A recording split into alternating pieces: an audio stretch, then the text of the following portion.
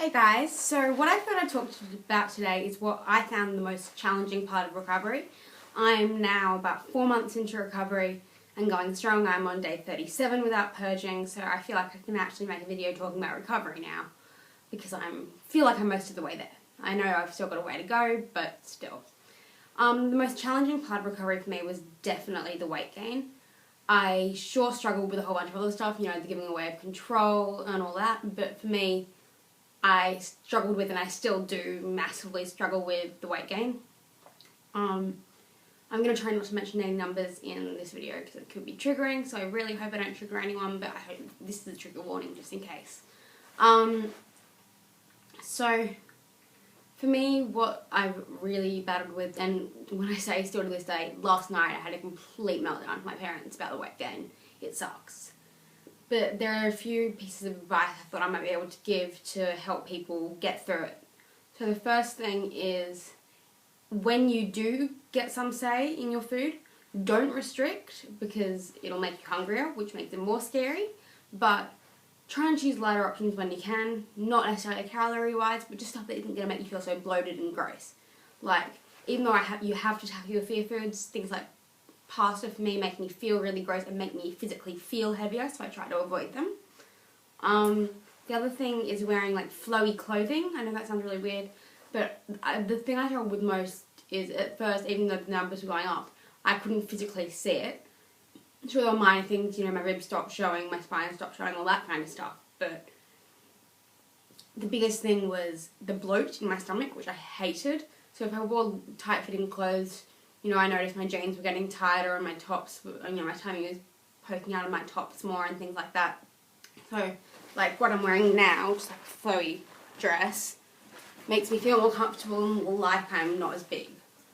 Because even though I know I'm not big, in my eyes I am. And obviously that's anorexia talking, but we've all got eating disorders here and that's how our brains work. Next thing was when I was allowed to, and obviously if you're a person that struggles with over-exercising, this isn't an option, but for me, I've never had that problem.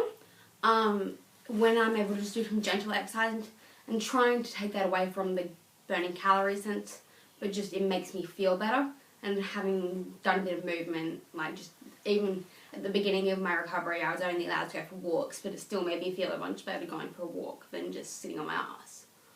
The other thing that helped me was what I got really distressed about, and my Maudsley is every Tuesday. What I really struggled with was knowing the physical number. I knew it was going up, I knew it had to go up, I didn't want it to go up, and it distressed the hell out of me whenever I saw that number go up. So I actually asked to be blind weighed, and at first my team didn't want to, but I was an absolute mess before every Tuesday to know that number. So if it's better for you, don't know it, because it can be distressing. And I think most of us here will have had a really low weight at one point, and I'm not going to mention numbers, but I've gone up a lot since that lowest weight, and I think, body-wise I do look different, and I have to come to terms with that. It's hard, but I look different. But I probably, if I was to look at two photos, I wouldn't be too good at guessing the actual number, so if I didn't know the number, I'd feel better. So that's just a suggestion. Don't necessarily feel like you have to know. Even if the ED is saying you need to know, remember that's your ED talking, that's not you. It's probably best not to know. What else? I'm gonna edit this. I really need to edit this. The other thing that I feel made a big difference for me was... Okay, thought of more things. I'm back. So the other thing I found was talking about it.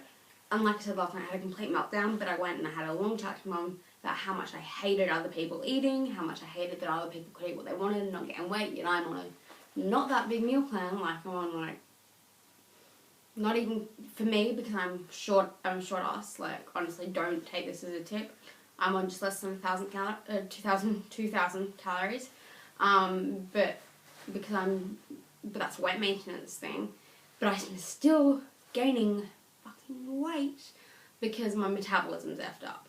So it really, really pisses me off that other people can eat whatever they want. You know, it was someone's birthday at school today, and they were eating caramel slices and cake, and she's freaking stick thin, and I just don't find it fair, and it really pisses me off. But I think what I need to come to terms with is that's my metabolism, and I'll work it out. So I think you need to come to terms with the fact that your metabolism has slowed down because of this eating disorder, and it is marked up, and you will gain weight for a while at the beginning. For me, I'm well and truly weight restored now. You know, I've got a healthy BMI, and I'm well in the healthy range, as opposed to I'm not like 18. I'm quite comfortably sitting in my healthy range, which I know is important. It's still part of recovery, but it's really hard because at the moment I feel like I'm even bigger than I was pre-anorexia.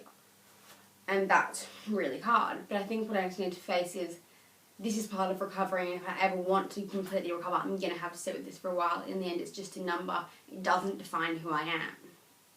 And that's the biggest thing. This number doesn't define your life, doesn't define what people think of you. And that's my biggest tip. That's what I can think of today. But yeah, just remember, you're you, your ED is not you, the number's not you.